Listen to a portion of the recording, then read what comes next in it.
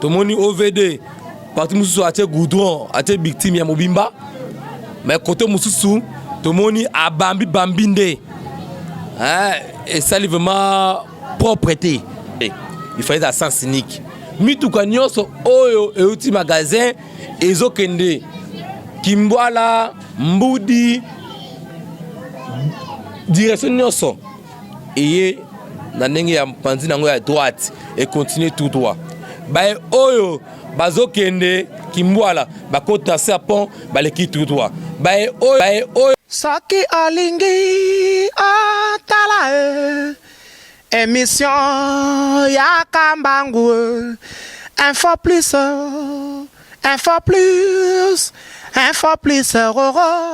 aïe aïe aïe aïe na cliquer na koti YouTube na tala info plus pona mona bansango ya miziki ya culture pea makambo nyonso ezaleka info plus tala pe mona info plus otala. Bienvenue à votre cher internaute, il y a Info Plus, merci à abonné fidèle Nabiso. Bonjour, bonsoir par rapport à l'ère Bino, Bomesana Kolanda Biso, na Info Plus. Ngabino Mustafa Malembe, Ndena Msano Mesana Nangai. Tout ça, on sait les rapports à information. Le lot Tokobeta Masolo un peu particulier.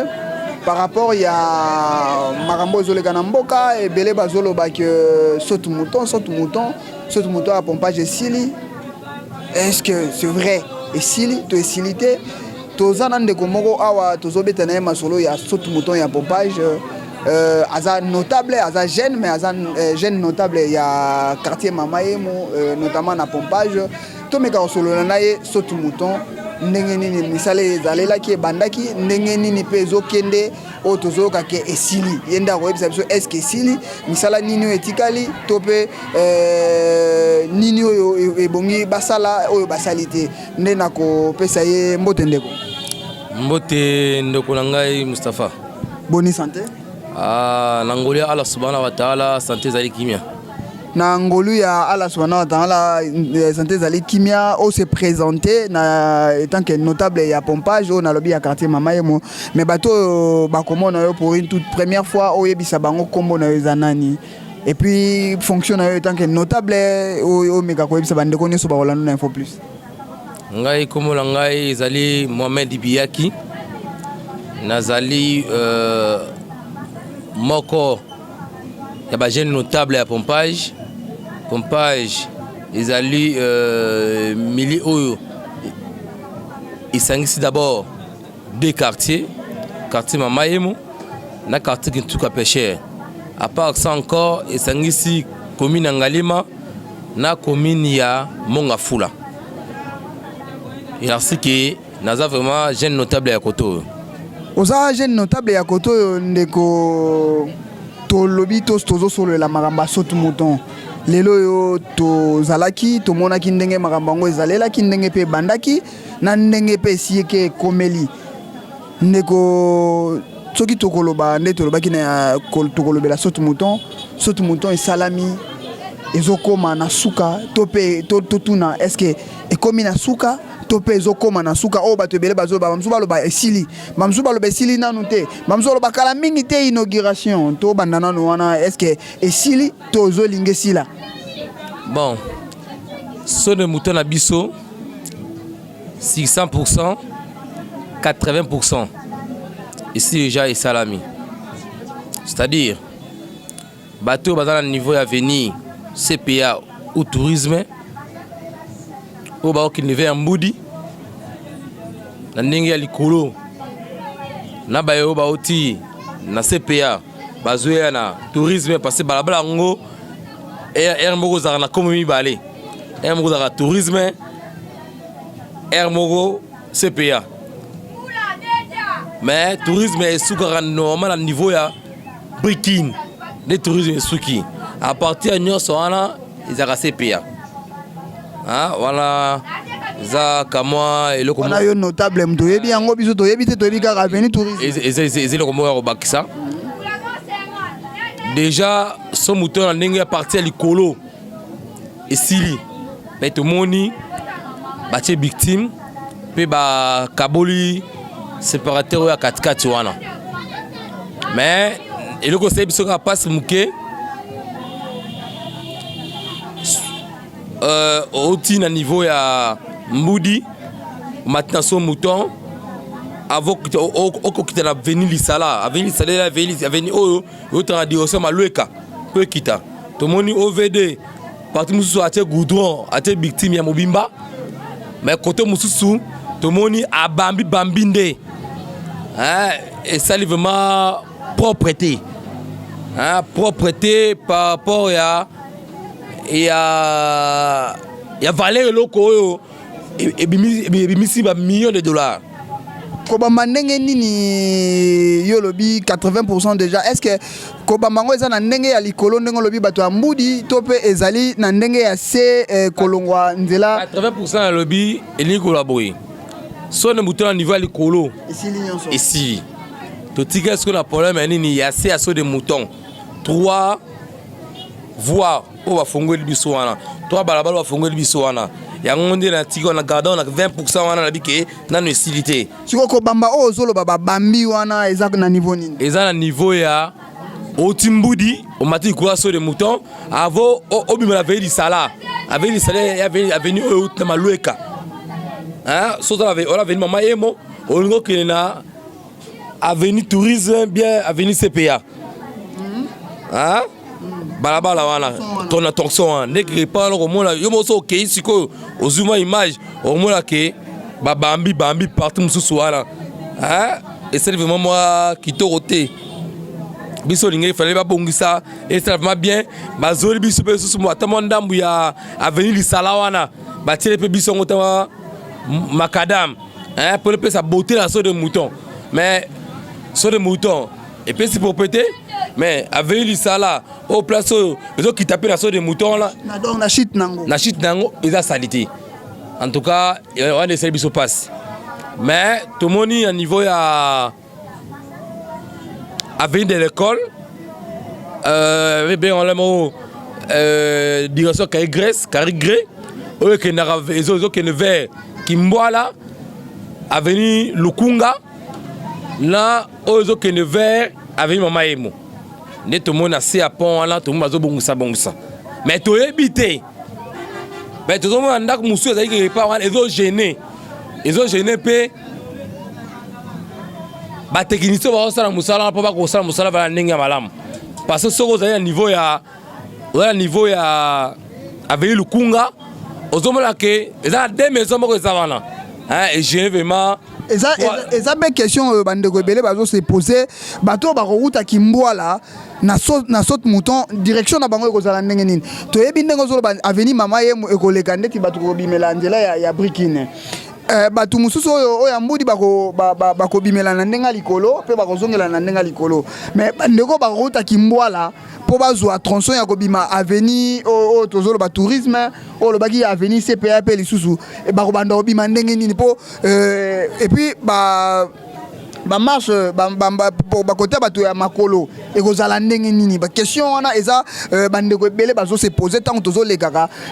tozo monaka mais awa nezo sila boye biso bato makolo to kozala wapi et puis bato ba bando uta kimbola ba kende nzela nini bon wana tuna moko ya malamu makasi tozo la biso nyonso to ba mayele ya PDG OVD sika boni ya kosuka mais tant que notable bateau bateau nyoso ba Rolanda yo tant que notable il fallait ça déjà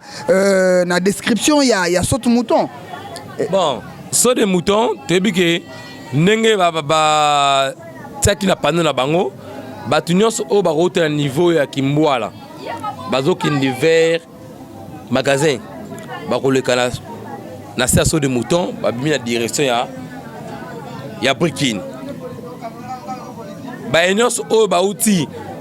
à l'avenue Mama Yemo ba ok magasin ba côté à niveau ya Serpent ba bimiti à niveau ya triangle o ezali avenue du tourisme na avenue de l'école na triangle de place bango so ko bimela ba to ba otimbudi na bato baoti Kimbwala na bato oti mama yamba ko bimela place wana. Mais là ça passe ya nini? Embouteillage aussi à niveau pompage. So embouteillage comme un triangle wana. Mais si ko to lo ba pe boye place zo sala saute mouton yo salami wana chiko to lo ba boye na ba enyoso yo ba kozala koto yo na ko donc de parts et d'autres bateau ba route peut-être DGC bateau ba route Brikin bateau ba route Kimbwala na bateau pe ba route Mbudi parking kozala wapi to pe rond point kozala wapi tant bozolo ba kenon embouteillage kozala sous-souté. Ah, question là et c'est plus singa makas parce que na mona ki na market o aso de mouton na moni PDG na biso to linga mingi ya OVD a télébiso à l'axi biso place parking kozalate question na kosenga na otuna yango PDG OVD question na ngana otuna PDG OVD parking yasi ekozala place nini tango ba présenter ki maquette ya saute mouton bino ba notable bozala ki wana tango lancement ya construction ezala ki wana pourquoi pas bozwa ki pe ningisa ya kozala ke non tango tozomona boye po et ozomona tozoloba ki saute mouton basali yango po elongola ba embouteillage o ezalaka na pompage oyo ba déplacer ki ni na la police o ezala ki wana tozo sous-entendre que soki esili embouteillage kozala lisusu te mais na ndenge tozomonela embouteillage kosila te ndeko journaliste soki batunaki avi na ngai basa eloko wana ndenge napesa yango proposition na ngai proposition na ngai ezali boye otala caméra proposition na ngai ezali boye omoni avant de l'école oyo babenga en tant que gré il fallait à sens unique mituka nyonso oyo euti magasin ezokende Kimbwala Mbudi direction nyonso eye na ndenge ya mpanzi nango ya droite et continue tout droit ba oyo bazokende Kimbwala bakota sa pont baleki tout droit ba oyo bazokende Mbudi bakepe pemeni bamati likolo ba o bazona na balabala mama mo ke mata DGC bakoti pe na moko ya bavoi oyo ya ya so de mouton ba matipe likolo sikoyo ba oyo bazokende magasin ezala mouton oti Kimbwala ezala mouton oti DGC ezala mouton oti Mbudi bison sope avenue CPR etikale pe sens unique l'habitude soki omeki pe comprendre ngai mais kana no ko bandela ko expliquer yango po ngana comprendre yango te ba msusu pe ba ko zala ba ko landa biso ba comprendre. OK ba o ba uti Mbudi ba leki likolo ya so de mouton ba mako ba oyo ba uti kozala sens unique na sens que voilà po waso atuna kingai wala vi na so atuna kingai ba o ba uti kaigre ba ni bazonga magasin baleki na pembeni na voie moko oya se wana oza pe la voie moko so mutala babimi ninga pembeni ba ke rejoindre bato ba oti Mbudi na ninga liboso kuna ba o pe oti de DGC ba ke magasin ba e kaka ndenge nini ya pembeni ba koti ba ke magasin donc zela wa Mbudi ya na niveau lango ya entre kaikres etika sens unique na niveau pe ni na niveau ya kaigres etike pe sens unique wala mbouteille de kozala te mais ne ba chango eza voie d'aller na voie de retour ah ben et kozala problème nini ba o ba uti Mbudi ba uti magasin kitambo ba koleka mbala moko mais ba o ba uti Kimbwala mama yemo bakolinga basani ba traverser créer sur embouteillage ya mituka wana et que songo so batia roulage place wana mais tele so ba say genya so comme sens unique place on a posa roulage te ba uti magasin basani baleki ba uti nini ba uti Mbudi puis basani nini baleki na bango ah ba wana problème goza mais façon asele wana na ebiti to zanana sila abongo trouver ba ndenge nini peut-être mayele mususu oya bango babombe eza na kati peut-être mayele mususu bango babombe koza na kati mais tolobela pe mingi yo zolobela beaucoup plus na bato oyo bakotambola na mituka mais sikoyo dossier ya bato ya makolo na ndenge totalelaki tozotalela ndenge plan ya soki mouton yango ezaleli espace eza mwa munene mpona bato ya makolo mais na ndenge yango esalemeli est-ce que espace ya bapiéton kozala na ndenge bandeko oyo nalobi ya kimbola bakobanda obimela na mituka en tout cas ndeko na ngai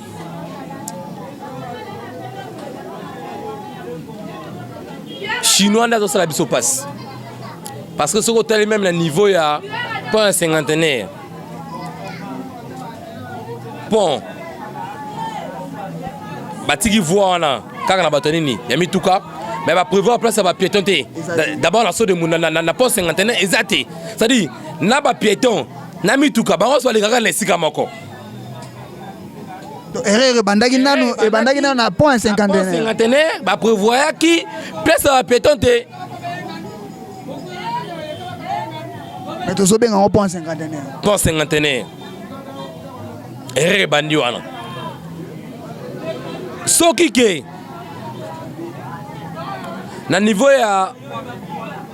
saut de mouton na pembeni wana basali balabala te wana seki ya pembeni etikali mpona biso bato ya piéton mais tokosenga yango basali nini babare yango na mabende mpolake bata monto na bata mituka baleka te esika wana babare yango na mabende batite babende bakotika nakama babeto place wana mpolake bata mituka baleka place wana te o biso toki koleka waza papa makanisa ngai mais soki bakosala bababala mosusu na bapembeni bamagasin bato eza place wana toyebi te ekozwa problème bendenge peut-être mo espace eza moke soki basala babala mosusu bapembeni wana esenga bameka mpe bakoderange bandako mosusu yakokenge pa wana sikoyo tozoyoka ezalaki mwa interview tozokende na suka tozokaki okala mingi te chef de l'état azoya mpo ainaugure yango ndeko etanke notable na niveau oyo so mouton ekomeli il faut bainaugure to il faut bazela nanu misala mosusu esila to bamosusu balobi ono fo bafongolela nanu bato ya nzela mbudi mpo efongola makambo ya bambouteillage bato ya mbudi deja babanda koleka par rapport ya bambouteillage okoma na pompage bon pour ça ngai na point wana na kolo aboye soki ezaki bafongola nanu mpanzi wana mbudi mpona batravaille espace oyo mosusu etikali pembeni wana batravaille direction ya kimbwala la veille lukunga batravaille direction ya DGC mpe babongisa espace nyonso wana wana na conseil chef d'état ayala koinaugure te batina mituka eleka likolo bafongola nde bafongola nzela malweka malgré ke esila nango te bainaugure yango te après so basilisi espace nyonso wana après to mokonzi ya mboka nde yokata so riba ya solo wana basolo makanisa ngai ndeko notable tozokende deja na suka question na ngai ya suka ekozala mpe kaka boye lokola nalobeli nzela malweka mpe tanke yo notable esila nano te kuna likolo tozoyokaka baérosion ezongi komata oyo babengaka depo mabaya ti kokende sanga mamba notable okoloba ndenge nini na baautorité ya mboka mpo kuna bato mpe bazalaka oyo baza mpe na besoin ya vie eza pasi makasi mpona nzela wana oyo biso ya nzolana nzela wana ya nzolana ezali nzela moko très important parce que ekosunga route de Matadi na niveau na yango ya IPN ti na niveau na yango ya DGC bambouteille ezala wana ekozala lisusu te soki basilisi route nzolana kobanda na régie na terrain régie mpe esuki wana ekontinue emati na IPN ekosunga makasi mpe koma développement na milieu wana en tout cas tosenga na mokonzi bisa mboka oyo tolingi mingi na gouvernement na biso ya mboka oyo tolingi mingi basunga biso basilisa nzela wana ya malweka nzela malweka mpe kaka te basilisila biso nzela oyo ya avenue Lukunga Ouais, Kimboala. Ouais, Kimboala qui est avec Don Bosco. Mais c'est un peu parce que Zaline Zela moko très très capital. Et ça les zines mounene et régis les autres ali kuna. Ose ko sala ke ba o ba la commune ngale ma mela mai, ba o ba la commune monga fula mela mai, ba o ba la commune kitambo mela mai. Ezali Zela moko zali mutu ya makasi ba sala ngo ebimati kuna na nini na niveau ya route Matadi liboso kuna kombe bungma mokema liboso kuna parce que ko makuna parce que benga na boulevard Joseph Kabila so ba say direction ya Don Bosco et que matikuna na boulevard Joseph Kabila lokola koleka wenza Matadi kibala automatiquement et ko sunga peke Olia kokende boye obimi kuna mbala moko eko sunga mbouteillage ozaka niveau ya Matadi kibala eza sute mais moto alingi ko yana na ville ako kateneka kuna na niveau ya abi moko ko la pompage awa alingi ko so de mouton aseni akemba moko mais wabi so de mouton to be ango so de mouton teni sekedi parce que non facheza béton en tout cas na kosi sate ça que na remercier mon cousin biso mboka. En tout cas, pompage, tout le monde va connaître beaucoup de biso mingi. Kobanda na président Joseph Kabila, oyo asungari biso na point cinquantenaire, pe koto yo banzele daki koto inondation daki makasi. Mais tout la malweka. Aya sel biso so de mouton. A sel biso zela maloka suksonga na régie. Mais une grande partie tikali. Mais abi ka tikela mo kozi mboka Fati béton assis sergo parce que ça va si sergo de la fille Makassi. En tout cas, on a remercié Makassi, chef de l'État, Félix Sekedi, na nenga service sur les moutons. Pe nenga la kosala misala presque tout ça bomba. Et là quoi moutou ya Makassi remercier mon mboka par rapport à la gratuité de l'enseignement. En tout cas, voilà notable Torozolango ta ya koya kotuna so bate. La PCN d'abord merci. Merci mais le ça bando wa catholique bacha pe mamai na vino wala bakate hein bacha pe mamai balembisa hein balembisa parce que bike ba eloko etonga ba école wana ene monga bozo oyo bani bachaka yango tonga ba école wana ça dit bateka bolingo dimanche na église faut tout le monde open ba école na bango. Merci notable ceux qui lilo bano ya suka puis remerciement kozala nini na bato yoko remercier na bakombo